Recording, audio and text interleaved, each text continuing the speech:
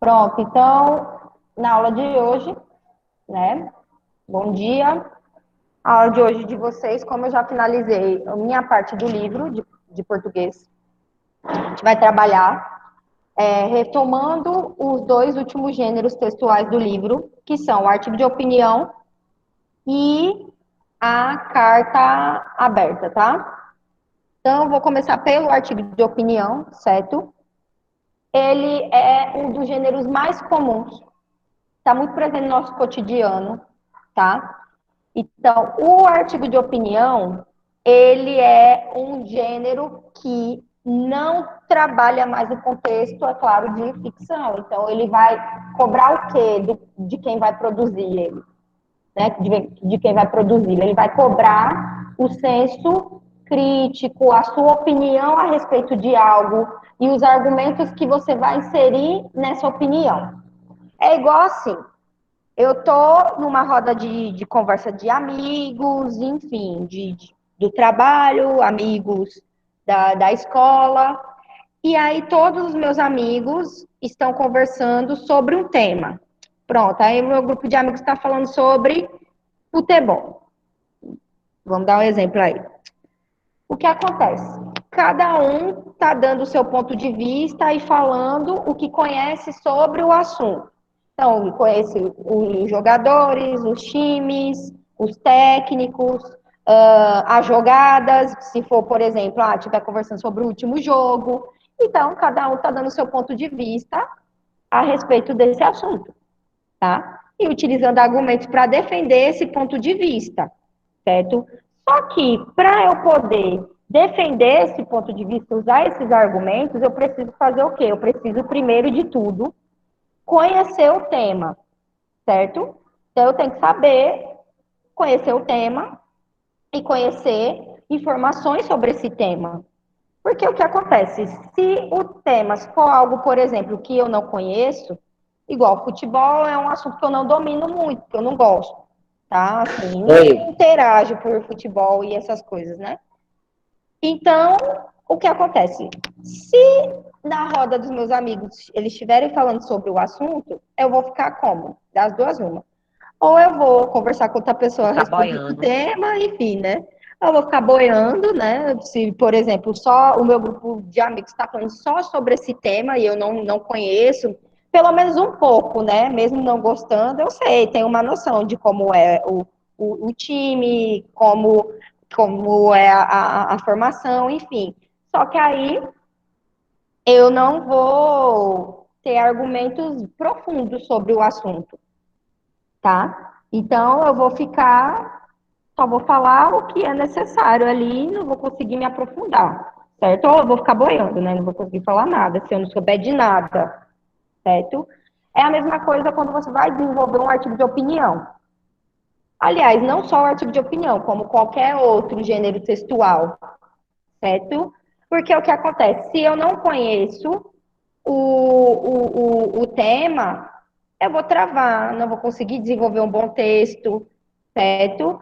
Eu vou ficar ali perdido, ou eu vou tentar fazer alguma coisa, mas o meu texto vai ficar pobre, porque eu não tenho muitas informações sobre aquilo, entenderam? Então, veja só, deixa eu achar um site aqui, para mostrar para vocês a estrutura do passo a passo de um artigo de opinião, tá? Eu vou ver se eu acho um fragmentado aqui explicando cada parte de como você vai produzir a introdução, desenvolvimento, tá certo?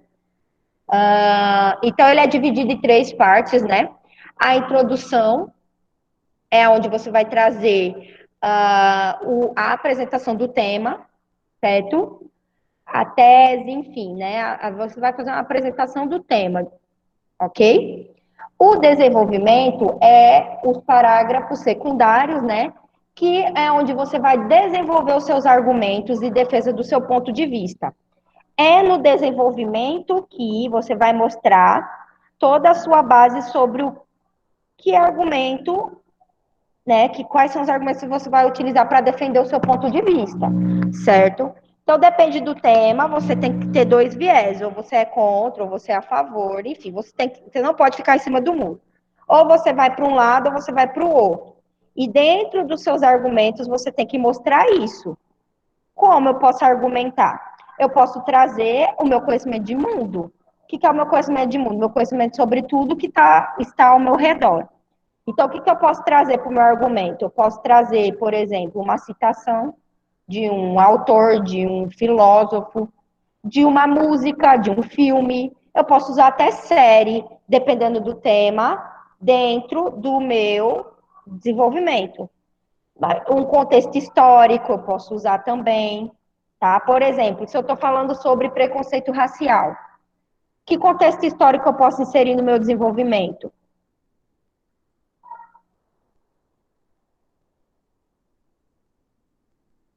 E aí, gente, qual é o contexto histórico que eu posso colocar no meu desenvolvimento se o tema for preconceito racial?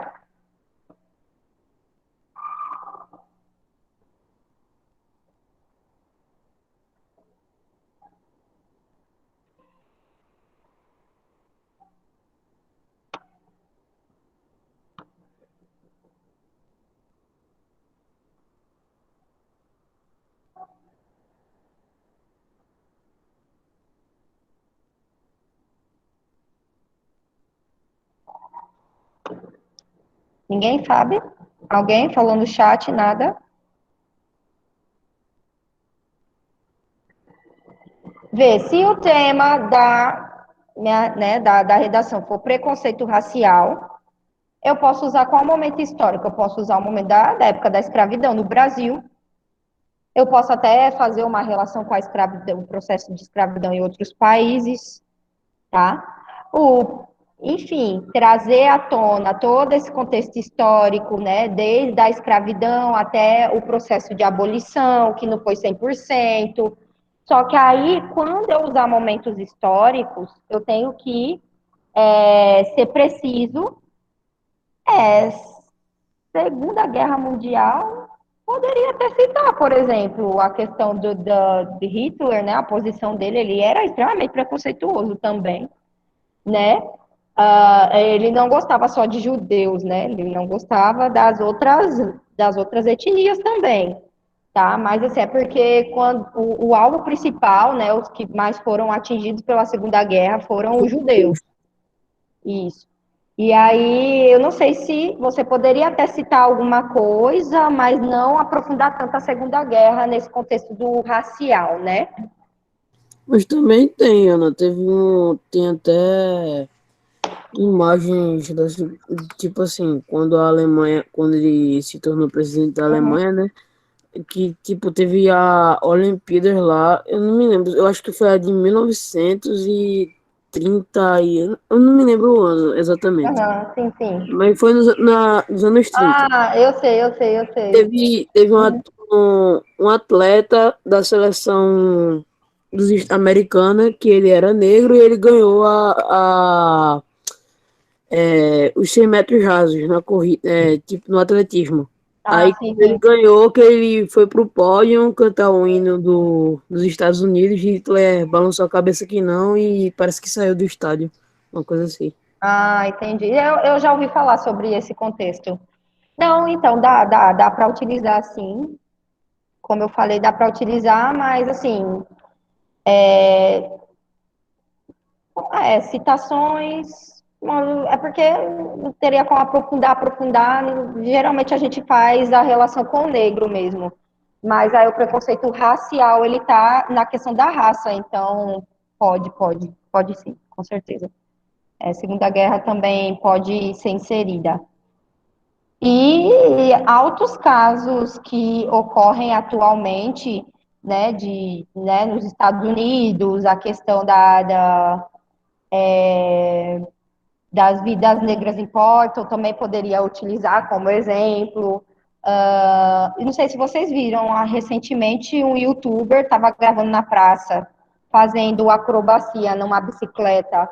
E aí dois policiais pararam e começaram a mandar ele soltar a bicicleta, colocar a mão na cabeça e começaram a ser super ríspido. E ele, o que que eu fiz, né? Tentando entender, e ele só coloca a mão na cabeça e gritava com ele. E ele gravando, né, toda a ação. E foi aqui no Brasil, viu? Não foi nem no exterior. Nem via. Aí, e ele gravando tudo. Aí chegam são dois policiais, eles descem da viatura assim e começam a gritar e apontar a arma na cara dele, assim, e mandar ele colocar a mão na cabeça. Tipo, eles nem explicam o porquê, ele ainda argumenta, por que vocês estão falando desse jeito comigo? Por que vocês estão agindo assim? Enfim, né? Mas aí entra todo esse contexto mesmo. E dá para você inserir no seu artigo de opinião, tá?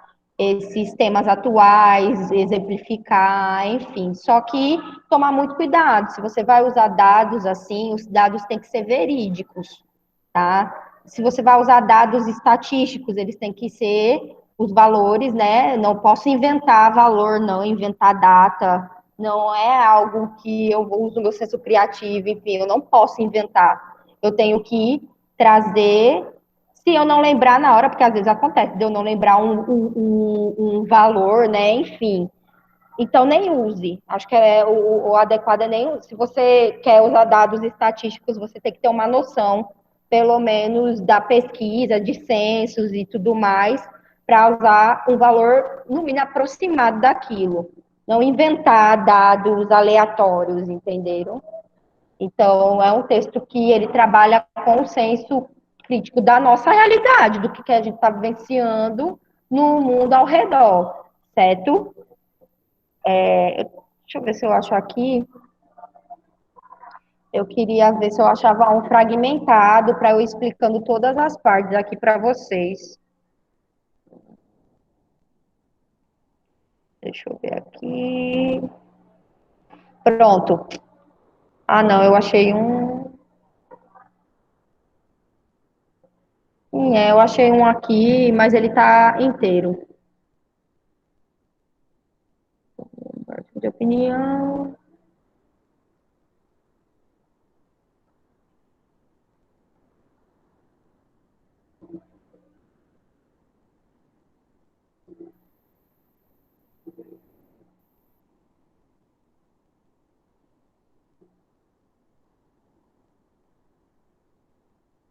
Ah, pronto, achei aqui.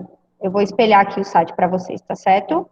E aí eu vou explicando para vocês entenderem melhor, né, como funciona.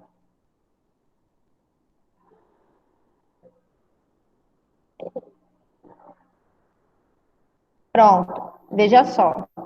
Esse artigo de opinião tá aparecendo aí? Não, vai aparecer agora. Pronto.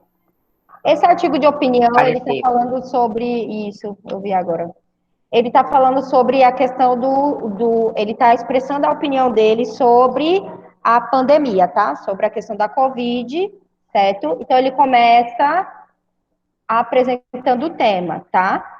Ele vai falando inicialmente uma explicação sobre a vida e sobre a importância da saúde da vida coletiva, tá? Então ele fala, ó, a saúde deveria ser um bem comum a todos os seres vivos, né? Então a gente sabe que todo mundo tem direito ao sistema público, à saúde, certo? A ter acesso à saúde. Todos, né? Seres vivos. Ou seja, um direito de todos. Nessa lógica, ninguém deveria tirar a vida de ninguém, pois esse é um bem irrecuperável. Aí, entretanto, o que vemos atualmente é uma verdadeira inversão dos valores básicos de uma sociedade. A saúde ela tem se tornado uma mercadoria, a vida ela perdeu o valor. Tá? Em um cenário como o atual, de pandemia da Covid-19, a saúde torna-se principal vítima. E, no Brasil, boa parte da população depende unicamente do sistema público, tá? Pronto, ele não usou dados, ele usou uma boa parte, e a gente sabe que realmente se você vê, a maioria das pessoas não tem como, não podem ter acesso ao sistema privado, tá? No Brasil. Com todo esse cenário, a falta de plano prático do governo federal para enfrentamento do vírus é uma vergonha, pois se mostra um verdadeiro descaso com a vida. Os números não caíram, estamos há meses trancados e a incerteza e o caos seguem reinando por todas as cidades. No meio disso, o Estado brasileiro sofre um apagão. Como conceber o que está acontecendo? Para onde vão todos os impostos pagos e o que deveriam ser investidos na saúde? Tá vendo? Agora ele vai. Isso aqui é todo o desenvolvimento dele, tá? Então ele desenvolveu aqui. Tá vendo que é esse artigo ele tá bem simples, mas ele tá completinho. Assim, ele tá simples porque ele poderia inserir mais informações, poderia, tá? Ele tá bem mais resumido. Mas ele saiu fora do tema, ele apresentou o tema na introdução, vocês acham que ele desenvolveu até bem, né? E agora ele está concluindo bem, ou seja, geralmente na conclusão de um artigo de opinião, eu posso estar retomando o que eu falei, né? Então, a saúde lá do descaso, e depois trazendo uma proposta de intervenção, ou seja, o que, que poderia ser feito, né, de acordo com a minha opinião, para mudar essa situação. Então, ele falou sobre a pandemia, né? E aí, o que, que ele está defendendo? Ele está falando que ele está defendendo o ponto de vista dele, falando que a saúde está precária, nem todo mundo tem um acesso adequado, ou às vezes nem tem. A população está morrendo, certo? Os números não baixaram, né? De acordo com o que ele está falando. E aí ele vai vir com a proposta de intervenção. O governo federal precisa apresentar medidas concretas e eficazes para o nosso país. O SUS precisa ser defendido e mantido, se não quisermos sofrer um colapso coletivo. A vida deve voltar a ser prioridade. Então, ele pegou tudo aquilo que ele argumentou e trouxe, né, uma possível solução para a problemática do tema, certo? Os verbos, tá vendo que ele usou primeira pessoa, singular, plural, tá? Aí, no caso, quando ele pode, né, no caso, trabalhar tanto primeira pessoa quanto terceira, tá? Então, o artigo de opinião ele te dá essa liberdade para você ir para os dois, né? Você pode colocar a opinião como você falando, ou, né, a opinião de acordo com, de uma forma impessoal. Você está colocando a sua opinião, você não deixou de colocar, não. Só porque utilizou em terceira pessoa, não, tá? Até porque aqui no final, ó, o governo federal precisa, né?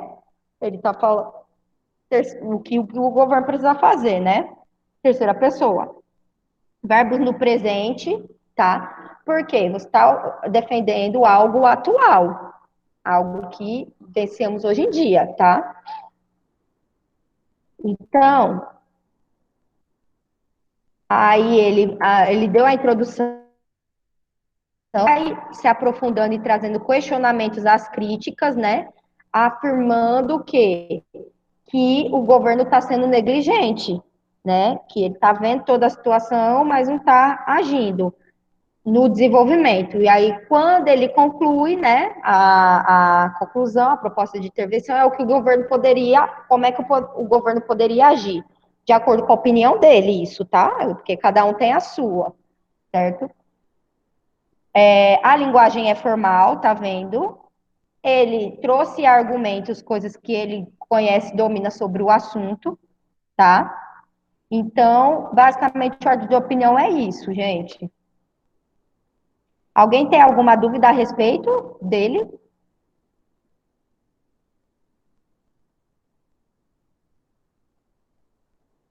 Bianca, quer falar, Bianca? Acho que tua mão ficou levantada, né?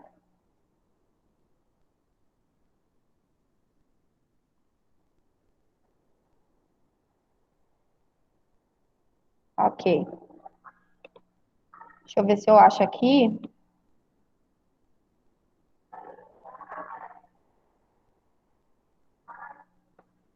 Isso. Aí, dentro da introdução, a gente tem dois viés, tá? Apresentar o tema, ou seja, você vai começar, né, introduzindo ali, apresentando ele para o leitor. E no final, geralmente, do parágrafo introdutório, você tem que trazer a defesa de uma tese. Então, pronto, qual seria a defesa de uma... O que seria uma defesa de uma tese, tá? Dentro da introdução, você já vai dar aquele pontapé inicial sobre qual é o seu ponto de vista relacionado ao tema, tá? Então, vejam só. Eu vou trazer outro exemplo aqui. Espera aí. Vou espelhar aqui, tá certo? Só um minuto. V. Violência obstétrica, uma forma de desumanização das mulheres, tá?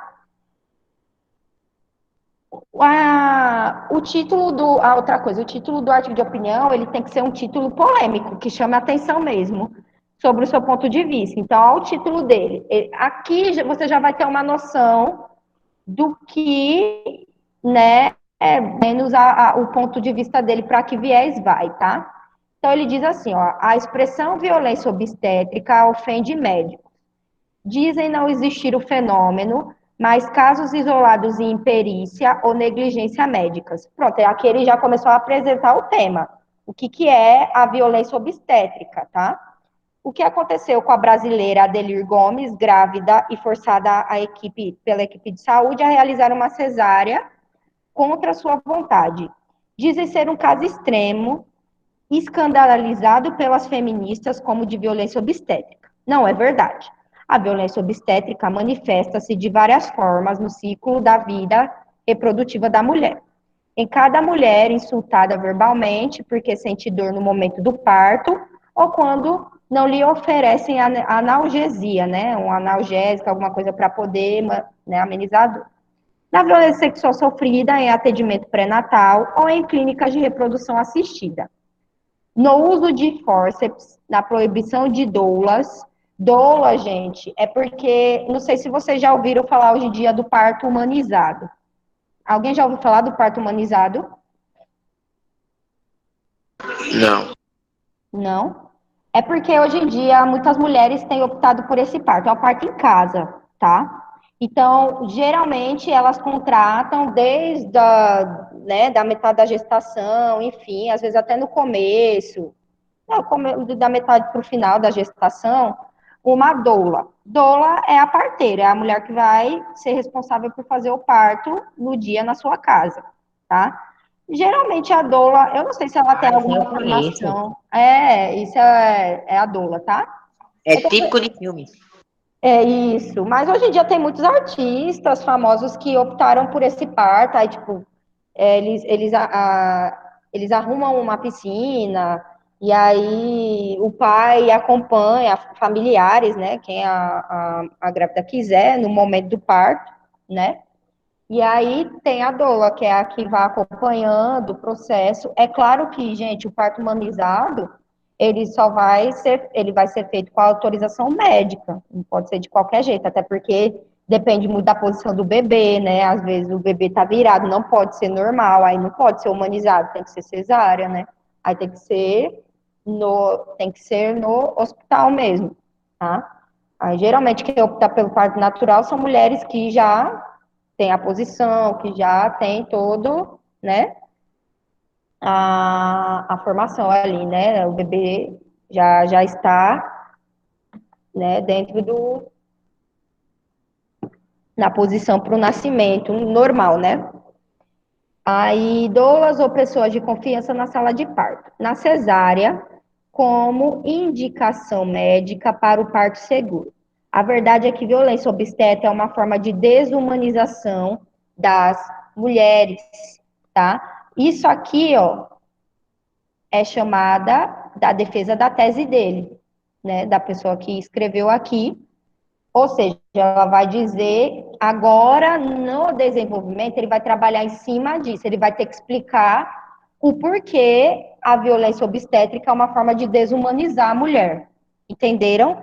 Tá, e no desenvolvimento ele vai trazer os argumentos, ó, por que que isso é violência? Por que que isso é considerado violência? É por conta disso, da reportagem tal, de acordo com os dados, enfim, os argumentos eles podem ser trazidos de várias formas, tá? desde que, é claro, sejam verídicos os seus argumentos, você pesquisou, você entendeu, você sabe o que você está falando, certo? E tenham relação, é claro, com o tema, tá? Porque o que pode acontecer aí, né? Às vezes você está defendendo um argumento, você se perde no seu próprio argumento, na sua própria ideia, e isso pode gerar fuga ao tema. Ou seja, né, você foge da ideia principal ali do texto.